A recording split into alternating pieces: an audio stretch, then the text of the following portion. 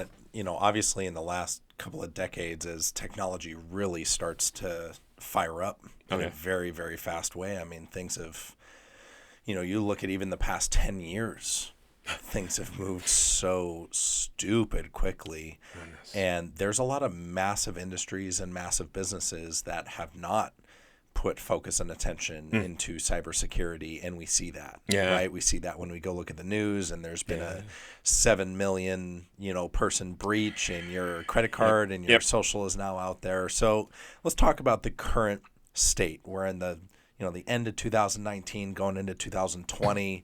What does cybersecurity look like right now? Wow, that's a big question. That's a huge question. So it's tough, right? In as well as defending the state of the world today, we have to think ahead, right? When we think about it, persistent threats. The word persistent is used on purpose, right? Like the threats will continue to evolve, they will continue to mature, and the attackers will get better, right? It's kind of the condition of growth and learning, right? Like they are learning how to attack in much more sophisticated ways, and therefore, the defenders need to get better, right? And learn and become much more sophisticated in the defense mechanisms in place. The challenge comes in when you have so many competing priorities, right? Of, God, what do we do first? Do we do this, A, or do we do this, B, or C, D? The list can go on. But what do we do first? Which one is most important? And I would say, goodness, from 10 years ago to today, really the big thing was about patching. Right? Like just making sure that you installed all of the updates that came from your software providers, from your hardware providers. Make sure you have the right firmware installed, right? Like if you do the basics, you'll do most things right, right? But more and more, when we think about IoT, the Internet of Things, and you have devices like ATMs and gas station kiosks and, pay machines at your local coffee shop, all of these things are using bits of your information, right?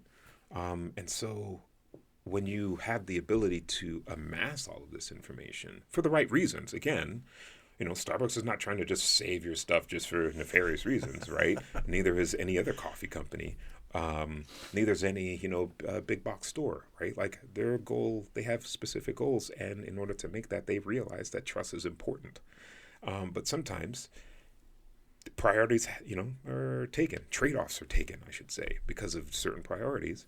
And therefore, businesses were not able to focus on protecting, customer data, on making sure that every bit of data is accounted for, right? Like knowing when information is received as well as information is shared, right? Tracking that type of behavior.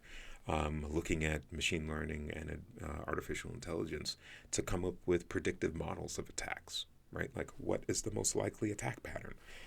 And that's looking at the future based on data that was gathered from the past, or looking at the past and going, all right, based on all of these, I'll call it signals, right? Which ones are okay? Which ones are certainly not okay? And then what do the rest mean? Right? Like to really normalize it, like really that's all it is. It's a game of, okay, what do we know that's safe? Right? Like I know when someone knocks on my door and I look at the peephole, I know faces, and that's a safe face, that's a safe face, that's a safe face. And then there are certain people that not a safe face. If Jeffrey Dahmer was on my doorstep, not a guy I'm letting in. Right? Like I know that's not a safe face. But then everyone else, I don't know, is that a safe face? Right? So looking at those patterns and then, using some smart people, right? Some good computer science and great engineering solutions. We try to build that kind of that detection profile that says, this looks like it could be good behavior. Just check it out. Help us confirm. You see that in the, hey, it looks like you logged in. Yep. Right? Yep. From this machine. Or your bank is calling you and saying, hey, it looks like you spent money while you were, traveling in Canada. Is that you? that's, hey, that's checking it out and making sure, hey, it looks like it's probably okay because you've been to Canada before, but we just want to make sure. Is that you? It's also looking at the signals for potentially bad behavior and going, hey, we put a block on your card because you've not left the country ever, right? And you're going to someplace that has high cybercrime. We've seen credit card transactions being generated from this location that has unusually high cybercrime. So we're going to put a stop on the transaction and block your card because more than likely your information was stolen and is being used. Right? Which happens. It happens. And with billions and billions of transactions happening every day, you're not going to have enough people power to look through every single one and go, yeah, that's probably good. That's probably good. Oh, no, check up on that. Like that doesn't happen. So you need machines to do that work for you. But you need machines and to build algorithms that those machines use to apply to the data to really surface those signals. That detection mechanism has to improve. Because again, the attack patterns are improving. So you have to be able to look at those attack patterns, look back and go, yep, definitely bad. Okay, now we found out, right? You look at the attack and you go, ooh, that was a good one. Nice move. I see what you did. Right. But now I see what you did. Right? And you can address it that way. But then you also have to look at the other information, the other noise coming in and go, is there anything bad going on in there?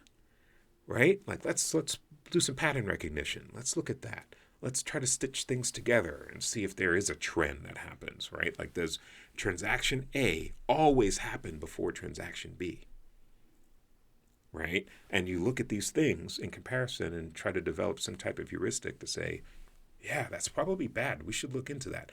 Let's prioritize that work in the cybersecurity field, right? To see if there's a pattern there. So that's the kind of stuff that we're doing. So again, the problems are the same.